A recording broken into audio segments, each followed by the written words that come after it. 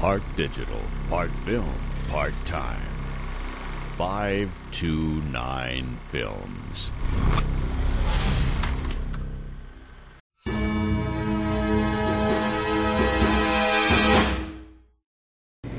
Okay, we're about to see what's involved in making a film in 48 hours. There you go.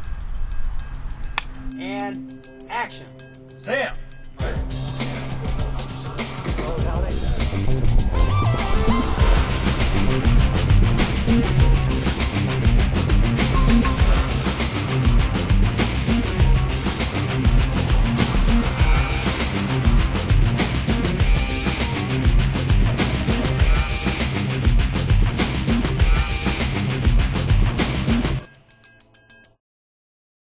This was our first 48-hour film project, so we really could only guess at what was ahead of us. But you do the best you can to prepare. You try and get a good night's sleep the night before.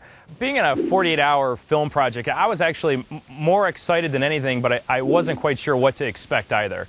When you draw the genre, you're just kind of like thrown for a loop, because we had just come off making a horror movie, so that was the last thing we were thinking about. When we pulled horror, we literally walked out, the three from 529 and our writer, Edie, we got in a van and we sat there and went, okay, what are we going to do? Because we literally had no idea. But it just takes a few minutes when you've got talented people just to start going, okay, well, what are our locations? Those juices start to flow as the kind of shots that you can come up with. You're already planning out the style and the movement, but also you got to keep in mind, you only have 12 hours, give or take, maybe 14, you're pushing it, because you got to edit everything out yet. There's really no way to prepare for something like that. Knowing that you're not going to sleep, knowing that you're going to have to try and edit a movie without, sleep deprived, it's tough. As far as preparing for the 48-hour film shoot, I don't know that you can ever really be fully prepared for it, because you actually get your genre and your prop and a line and a character the night that you start shooting. But what we did is we went to the website and we looked at some of the past videos that had been made. As producer, I had a lot of responsibilities. I made sure that we had all the proper gear. I had to make sure that we had our dolly there, and I had to make sure that Adam brought his jib.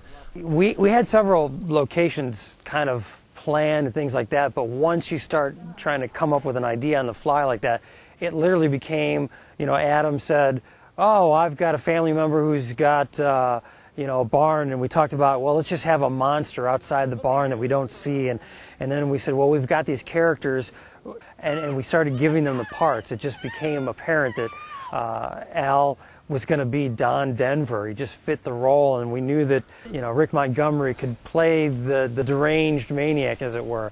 I had to take care of all the paperwork. I had to make sure all the actors signed all the papers that we had to get. Edie Hitchcock said, well, why don't we go out to my folks' place? They've got a couple of nice locations right around the house that we can use. We can use their kitchen, and you just start using those elements, and you're right to what you have. And I think that's one of the secrets to, being successful, is going, okay, work for what you have. Don't try to, just come up with something totally off the wall and out of the, out of bounds, and try and bring everybody to that. Bring your idea to the cast and the location. I had to constantly make sure that everybody was on time that day.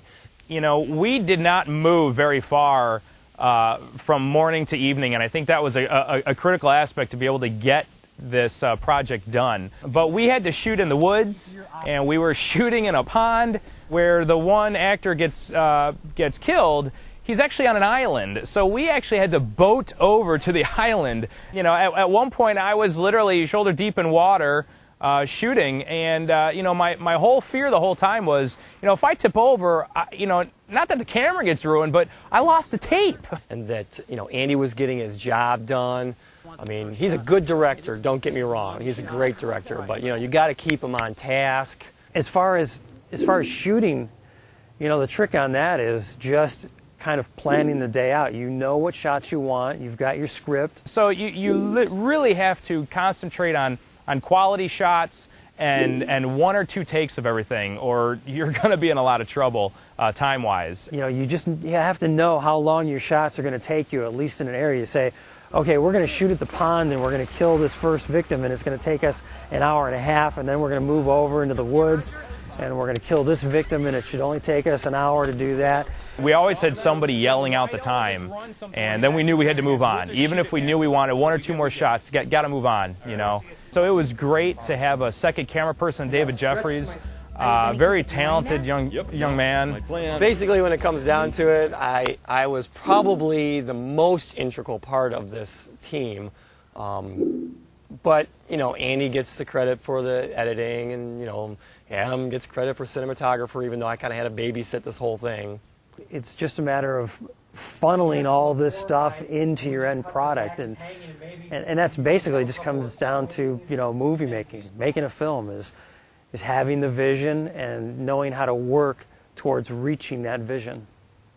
You know, the 48-hour project, at the end, when we originally turned the tape in and we were driving home, I don't think any of us said that we would ever do it again. And why did we do it to begin with? We were miserable, you know, and you don't sleep. It's a pain. And you're like, why are we doing this? I think when you're actually doing it, you don't realize you're having fun. I think when it's all said and done at the very end, that's when you go, wow, that was crazy, that was fun. I had a really good time. 2 days later, we're like, you know, whether we win or not, we should do this again next year to see if we can do better. You know, you get some sleep in you and we're like, wow, you know what, that actually was a ton of fun. And I would absolutely do it again. So we knew we were going to try it again no matter what, win or lose. I would probably do it every year. It's just that much. To test yourself and pull it off is just a great time.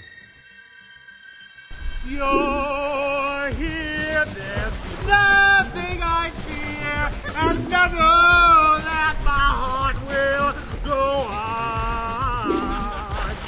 Will stay. Get in the lifeboat now. Trust me. Don't judge the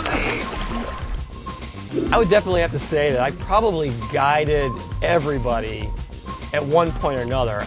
I don't think there's any way they could have pulled this off without me. You're gonna make a box. Yeah. I'll cut you. No. This will be you. Oh, no.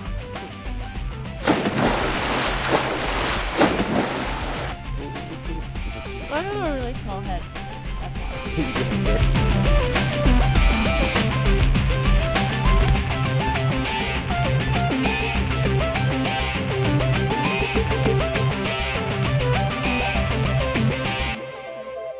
Yeah, I don't know what the hell he was talking about.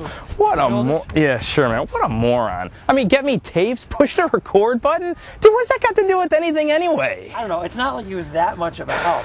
It's not like he was a Don Denver or anything like that. Don, he was no Sherry Denver. Hell no. Jeez, oh man.